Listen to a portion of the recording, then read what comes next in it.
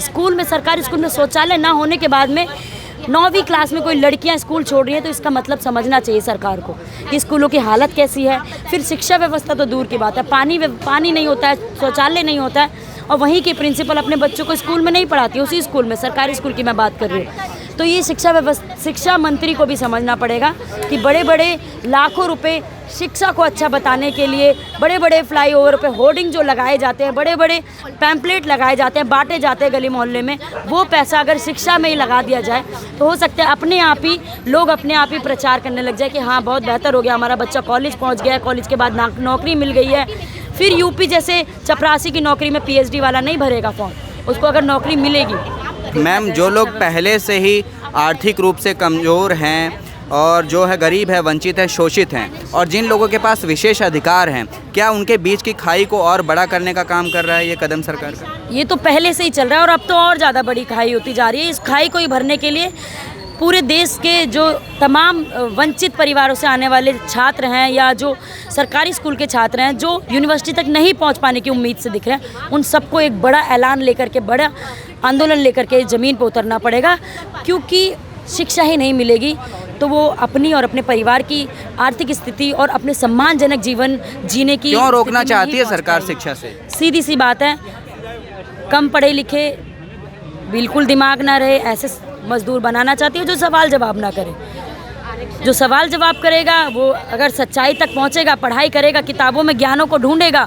इसी यूनिवर्सिटी में बड़ा ज्ञान का पाठ पढ़ाया जाता है, सम्मान और समान बातों को बार बार हर वर्ष इधर यूनिवर्सिटियों में पढ़ाया जाता है छात्रों को, लेकिन करना और कहने में बहुत अंतर दिखाई देता है। आप राष्ट्र विरोधी हैं, राष्ट्रद्रोही हैं, सरकार के खिलाफ आवाज़ उठा रही हैं। देखिए, ये तो होता ही रहता है, मैं आज पहली नहीं हूँ। इतिहास में कई लोगों ने शिक्षा हो या समान अधिकारों की बात हो कहते हुए ये थप्पा लगा ही होगा कि आप ऐसा कह रहे हैं तो आप पक्ष में नहीं, आप विरोध में। लेकिन ये झूठी बातें नहीं है, ये सच्ची बातें हैं और ये बातें समझ आती है। भगत सिंह भी ये कहा करते थे कि तमाम नौजवानों को अगर शिक्षा नहीं मिलेगी तब तक हमारे देश की पूरी व्यवस्था में बदलाव नहीं आएगा। शिक्षा एक ऐसा क्षेत्र है, अगर सावित्रीबाई फुले की बात की जाए, उन्होंने महिलाओं को पढ़ाने के लिए इतना लंबा संघर्ष किया था तब 80 के दशक में, जब उनके ऊपर गोबर और पत्थर मारे जाते थे। और हो सकता है उन्हीं की बदौलत आज मैं पढ़ के यहाँ पे खड़े होकर बोल पा रही हूँ, इतनी चीज़ों को समझ पा रही हूँ। नहीं तो मैं भी शायद किसी घर में चूल्हे चौके में ही दबी कुचली रह जाती। जैसे कि आज भी गांव देहातों के ऐसे कई इलाकों में महिलाएं 8वीं तक नहीं कर पा रही हैं। मेरे गांव की भी लड़कियां 6ठी तक नहीं पहुंच पा रही हैं। क्यों? क्योंकि स्कूलों की दूरी होने के कारण, कई किलोमीटर दूर होने के कारण स्कूल बनाए गए हैं और वहाँ लड़कियों की सेफ्टी ना होने के कारण, लड़कियों के लिए सुविधाएँ ना होने के कारण स्कूल जाना बंद करा देते हैं।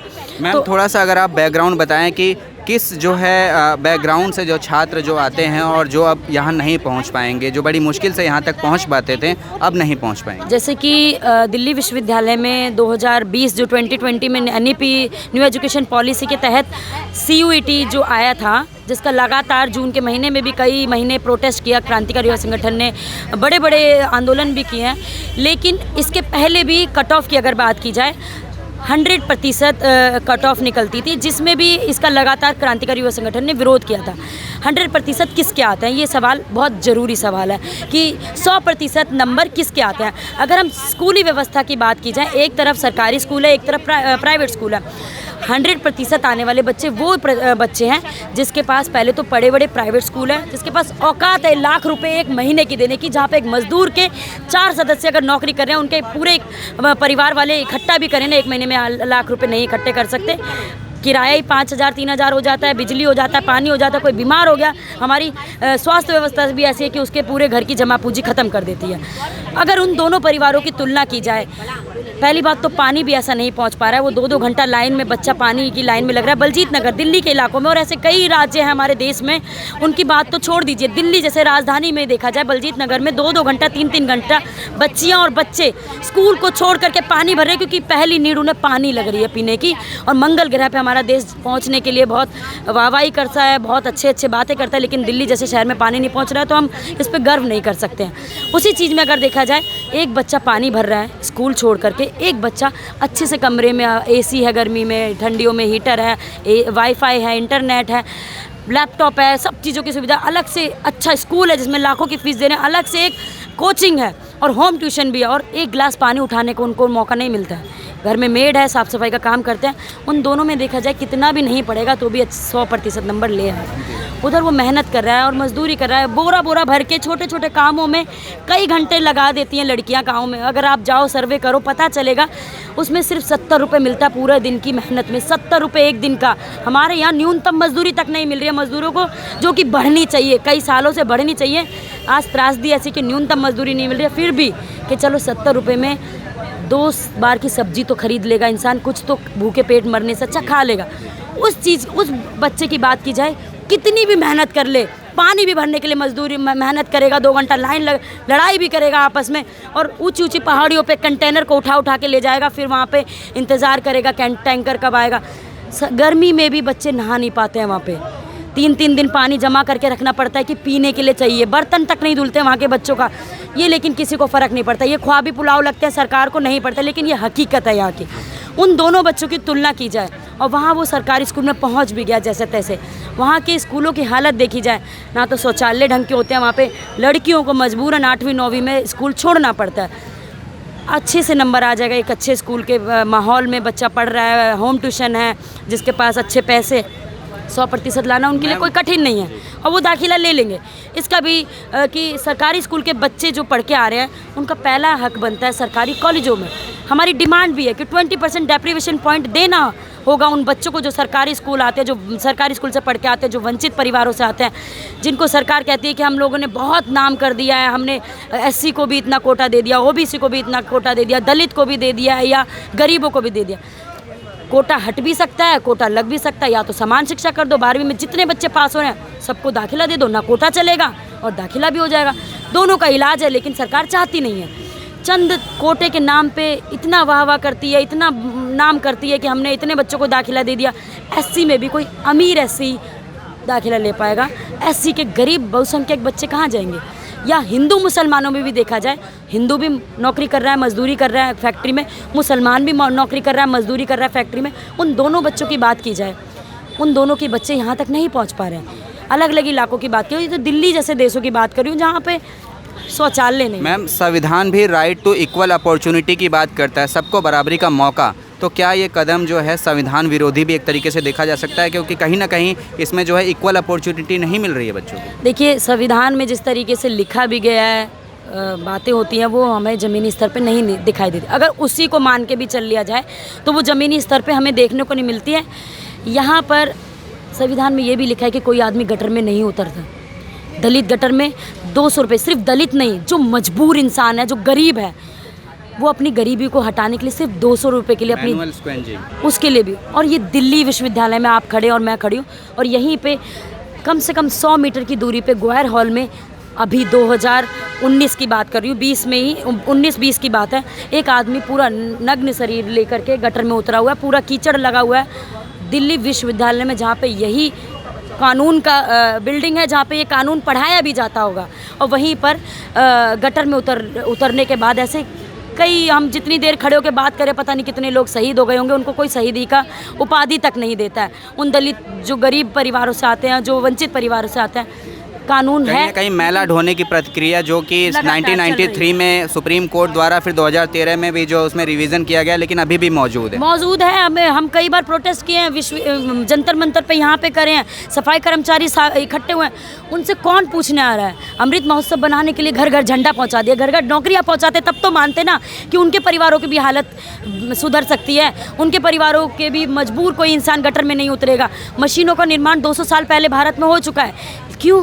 क्योंकि सस्ती लगती है गरीबों की मौत, सस्ती लगती है, उनकी जान उनको सस्ती लगती है। 200 रुपये में उतार देते हैं और बिना किसी दर्द से, मतलब बेदर्दी से उनको मार दिया जाता है। ये सरकार जो है दीपोत्सव के कार्यक्रम कर रही है, पता नहीं कितने करोड़ों दीप जलाने में ख़त्म कर दे रही है, विश्वगुरु भारत बना रही है, लेकिन दूसरी तरफ ये भारत है जिसको कोई देखना भी। दीप जला के उजाला करने में एक तरफ हम कह सकते हैं बहुत उजाला है, लेकिन उस उजाले की उपमा से अगर देखी जाए, इस उजाले के पीछे किसी का अंधेरा भी छुपा हुआ है। वो दीप भी कोई जला रहा है, अंधेरा मतलब उस तरीक़े को कह रही हूँ, एकदम डार्क अंधेरा उस तौर पे है कि हम कैसे कहें कि आज़ाद भी हैं और दीप भी जला। मेरा मकसद इसके पीछे है मैम, जब दीप जलाने के पीछे और अन्य कार्यक्रमों में सरकार इतने पैसे खर्च कर सकती है, तो जो कि एक अमानवीय काम हो रहा है, हाथ से मैला ढोने की प्रथा शिविर में जो है कोई व्यक्ति उतर रहा है, ये बहुत ही निंदनीय है, अमानवीय है कि कोई व्यक्ति किसी दूसरे व्यक्ति को गंदगी जिसको देखकर हम दूर भागते हैं उसमें उतर रहा है, और वो आज भी भारत में हो रहा है। ये शर्म की बात आज भी हो रहा है। और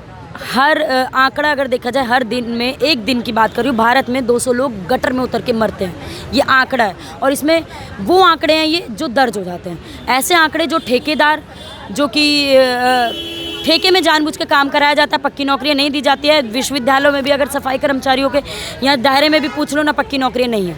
उन लोगों के बच्चे यहाँ कैसे पढ़ पाएंगे? नहीं पढ़ते हैं, बिल्कुल नहीं पढ़ते हैं, ये सच्चाई है। लेकिन हम भी चाहते हैं कि यहाँ पे जो वीसी अंदर बैठे हुए हैं उनको कोई चिंता नहीं है, वो कह सकते हैं हम दिया जलाएंगे, हमारे लिए बहुत अच्छा है, हम आज़ाद देश में हैं, क्योंकि उनकी आज़ादी उनको नज़र आ रही है। उनके बच्चे आराम से पढ़ लेंगे, नौकरी ले लेंगे अच्छे से, सातों पुस्तोनियों के लिए पैसा है। लेकिन यहाँ पे दर दर एक एक दिन कमाई के बाद एक एक दिन जो खर्च होता है, गार्ड जो इस यूनिवर्सिटी की रक्षा करते हैं, सफाई करने वाले जो सफाई कर्मचारी इसको चमचमा के इसको साफ़ सुथरा करते हैं, उन्हीं के लिए। अगर यहीं पे यूनिवर्सिटी में जो गटर साफ़ होता है, कोई मज़दूर या कोई आदमी तो करता ही होगा ना, अगर वो बंद कर दें तो यहाँ यूनिवर्सिटी में वीसी नहीं बैठ पाएंगे। वो इस चीज़ को वो आदमी नहीं है मैम, वो तो दलित है, उसके वो क्या, वो आदमी थोड़ी है। ये कई बार इन्होंने इतना वेग आंसर दिया है, इस सवाल का जवाब ऐसा दिया है कि ये तो वो नहीं है, रोज़ तो पढ़ाने, जैसे यूनिवर्सिटी में प्रोफेसर की जब पक्की नौकरी हो सकती है, रोज़ रोज़ पढ़ाने आ रहे हैं, रोज़ का काम उन्होंने बोल दिया है कि रोज़ आ रहे हैं तो रोज़ पक्की नौकरी दे सकते हैं। रोज़ गटर साफ़ होता है, रोज़ उनके लैटरिन साफ़ करते हैं, रोज़ उसको साफ़ करते हैं, ये क्यों नहीं पक्की नौकरी मानी जाती है? पहली बात तो उनको गरीब दलित मान के उनको ऊपर ऐसे ही छोड़ देते हैं, उनके हालातों पे उनको सुधारने के लिए बहुत मतलब शर्मसार करने वाली ऐसी बात है।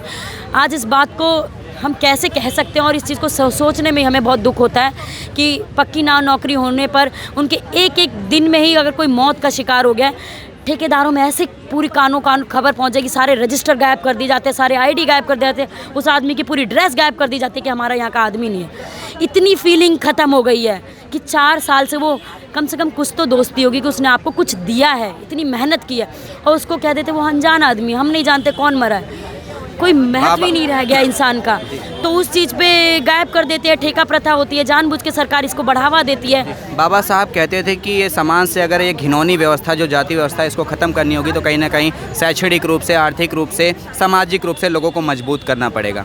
शिक्षा ही एक हथियार थी और अब उसको भी छीना जा रहा है, कैसे देखते हैं? देखिए, ये सारी चीज़ें एक दूसरे से जुड़ी है, ये ऐसी कड़ियाँ हैं जो कहीं ना कहीं एक दूसरे से जुड़ी होंगी।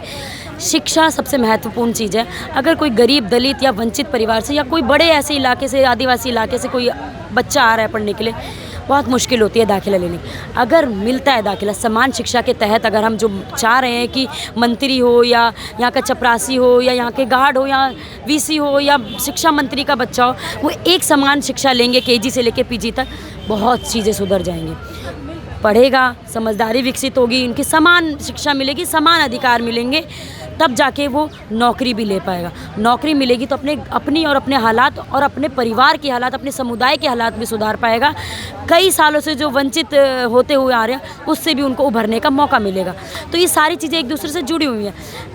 पहली बात तो जो ठेके में रख रहे हैं, हम इसका भी विरोध करते आए हैं कि ठेके में क्यों रख रहे हो, जो रोज़ अपना यहाँ पे श्रम दे रहा है। पहली बात, ठेके में रखने का सरकार को फ़ायदा होता है, ठेके कंपनियों को फ़ायदा होता है कि जितना मर्जी आपको बोल दिया 5,000 में रख लेंगे, उसको बोल दिया 6,000 में रख देंगे, इसको बोल दिया 12,000 में रख लेंगे, जितनी मर्जी में मज़दूर, क्योंकि बेरोज़गारी इतनी है, तू जाएगा तो 10 और आएंगे। इस तरीके का मामला, इसी चीज़ को सरकार बढ़ावा दे रही है। अगर पक्के में रखेंगे तो उनको पीएफ भी मिलेगा, उनको ईएसआई भी मिलेगा, उनको स्वास्थ्य व्यवस्था भी मिलेगी, उनके घरों में जो मर जाते हैं ऐसे बिना इलाज के बच्चे, उनकी भी हालात सुधरेंगे, उनको पक्की नौकरी के साथ जो इनकम मिलेगी उन पर बढ़ोतरी होगी तो वो अच्छा खा पाएंगे, स्वास्थ्य भोजन ले पाएंगे, जिससे कि वो आगे भी अपने बेहतर में पढ़ा भी पाएंगे, कुछ पैसा होगा। यहाँ पे फ़ीस की इतनी बढ़ोतरी करते हैं, यहाँ पे सीटों की बढ़ोतरी नहीं करते हैं। फ़ीस बढ़ोतरी करके सीधी सी बात है गरीब बच्चों को निकालने का मौका दिया जा रहा है, उनको बाहर कर दिया जा रहा है, कट ऑफ ला के बाहर कर दिया जा रहा है, एंट्रेंस ला के बाहर कर दिया जा रहा है। अगर एंट्रेंस भी पास कर लिया, जैसे तैसे 2 बच्चों ने भी अगर दिल्ली में कर लिया, तो उसी 2 बच्चों के नाम पर सरकार इतनी बात फैला देगी पूरी इंडिया में कि भाई सरकारी स्कूल के बच्चों में देखो, और ये नहीं देख रही कि एससी में कोई अमीर आगे पहुँच जा रहा है। गरीबों का क्या हो रहा है, दलितों का क्या हो रहा है, वंचित परिवारों से आने वाले बच्चों को क्या हो रहा है। समान शिक्षा मिलेगी तो रोजगार भी तक पहुंच पाएंगे, रोजगार मिलेगा तो वहाँ पे महिला होगी या पुरुष होगा, दोनों को सम्मानजनक जीवन जीने का मौका मिलेगा और अपने आर्थिक स्थिति को सुधारने का मौका मिलेगा और गर्व से जीने का अधिकार मिलेगा। ये सब चीज़ों को बात रखते हुए हमारी क्रांतिकारी युवा संगठन की अलग अलग डिमांड है शिक्षा के क्षेत्र में, और उसको लगातार उठाती आई है कि सरकारी स्कूल से आने वाले छात्र को 20% डेप्रीवेशन पॉइंट मिलना चाहिए, ना कि दिल्ली में, पूरे भारत में। और अलग अलग कॉलेजों का निर्माण ना कि दिल्ली में, पूरे भारत में होना चाहिए, जो कि हॉस्टलों के लिए बच्चे यहाँ पे दर दर ठोकरे खाते हैं। अगर उन्हीं के इलाकों में JNU जैसे यूनिवर्सिटी बन जाएगी या दिल्ली यूनिवर्सिटी जैसे बड़े बड़े संस्थान बन जाएंगे तो वो भी अच्छे बेहतर इस कॉलेजों में पढ़ने के बाद नौकरी तक पहुँच पाएंगे। फिर हमारी लड़ाई शिक्षा के बाद ख़त्म नहीं होती है, फिर रोज़गार की भी लड़ाई है। फिर आगे ये लंबी लड़ाई रहेगी कि अगर कच्ची नौकरियों में जानबूझ करके 20-20 सालों पे यहाँ पे प्रोफेसर रह रहे हैं, उनको नौकरियाँ नहीं मिल रही, नौकरियाँ मिल भी गई हैं तो ऐसे ही कच्चे में कई सालों से उनको कुछ नहीं मिल रहा है, सुविधाएं नहीं मिलती है, कच्चे में तो ऐसे ही कभी भी निकाल देने का डर रहता है। तो छात्र रोजगार, मैम छात्र रोजगार की बात करते हैं तो लाठी डंडे पर हटते हैं। इलाहाबाद में हमने घटना देखा। और वहीं कांवड़ उठाने की बात करती है तो उस पर फूल बरसाए जाते हैं। उससे तो सरकार चाहती है ना ऐसे ही अंधभक्त बने रहें, उसमें अगर भटक जाएंगे तो शिक्षा कौन मांगेंगे। अभी जैसे आपने कहा कि बड़े बड़े दीप जलाए जा रहे हैं, पिछली न्यूज़ों को अगर आप खंगालेंगे, उन्हीं दीपों से गरीब लोग तेल निकाल रहे थे। ये दिखाई देता है, एक जगह बहुत उज्जवल हो रहा है, बहुत उजाला हो रहा है, एक जगह किसी के घर का चूल्हा नहीं जल रहा है। ये अंतर विरोध हमारे अपने देश में ही है कि वहाँ से दियों में से, और उन लोगों पे भी टिप्पणियाँ अलग अलग की जा रही है, ये देखो दिया नहीं जलने दे रहे हैं, ये तो हमारे अंधकार लाएंगे। लेकिन उनके घर का अंधकार कुछ ही लोग समझ पाए हैं, जिसको लेकर के कई न्यूज़ कर्मियों ने, अलग अलग लोगों ने समझाने की कोशिश भी की, लेकिन ऐसे समझाने के बाद उनको बैन भी कर दिया जाता है। ऐसी सरकार है जो दिखाना चाहती है, गोदी मीडिया होती है, उसी को दिखाने के लिए बहुत पैसा देती है, बहुत बड़े बड़े होर्डिंग लगाती है, कई करोड़ों रुपए प्रचार में खर्च कर देती है। एक एक दिन में इतना करोड़ों रुपये खर्च कर देती है जितना हो सकता है हमारे देश की भूखमरी को एक दिन में ख़त्म कर दिया। आधा देश हमारा भूखा सोता है, और हमारा देश में इतनी कैपेसिटी है ना हमारे भारत के किसानों में कि अन्य देशों तक अनाज पहुंचाने की औकात रखता है हमारे भारत देश के किसान। और यही विडंबना है, एक तरफ बहुत कमाई भी है अनाज की और एक तरफ भूखमरी है। तो बहुत सारी चीज़ों पे वाद विवाद करने की कोशिश में ना रहे, तो इसीलिए अंधभक्ति बनाते रहो। पढ़ेंगे, लिखेंगे, विवाद करेंगे, लड़ेंगे, तभी तो उनके दिमागों की चेतना बढ़ेगी, और वो सरकार नहीं चाहती है। सीधी सीधी बात है। इसी चीज़ को छुपाने के लिए वो अपने केंद्रों में सीटों को नहीं बढ़ाना चाह रहे हैं, ऐसे ऐसे नियम कानून ला रहे हैं कि कोई आगे ना बढ़े, शिक्षा ना मांगे, रोजगार ना मांगे, महिलाएं सुरक्षा ना मांगे। अगर सब चीज़ मिल जाएगी तो उन किस लिए चुनाव में आएंगे। ये सीधी सीधी बातें दिखाई देती हैं। शुक्रिया मैम हमसे बात करने के लिए। आज हम छात्रों से बात करी और ये पता लगता है कि जो भारत के संविधान बनने के बाद आज 75-76 वर्षों के बाद जो गरीब, वंचित, शोषित समाज के लोग थोड़ा बहुत पढ़ने लिखने लग गए थे, बोलने लग गए थे, आर्थिक रूप से थोड़े बहुत मजबूत हो रहे थे, कहीं ना कहीं सरकार जो है अब इस कदम के माध्यम से छात्रों को ऐसा लगता है कि उनको पढ़ाई से वंचित रखना चाहती है, उनको शिक्षा से वंचित रखना चाहती है, ताकि वो लोग जो है अपने हक अधिकार की बात ना कर सकें, अपने अधिकारों के लिए लड़ाई ना लड़ सकें, अपने समाज के लिए आगे कार्य ना कर सकें। शुक्रिया। मैं हूँ सत्येंद्र कुमार, दिल्ली विश्वविद्यालय। आप देख रहे हैं जन निर्माण भारत।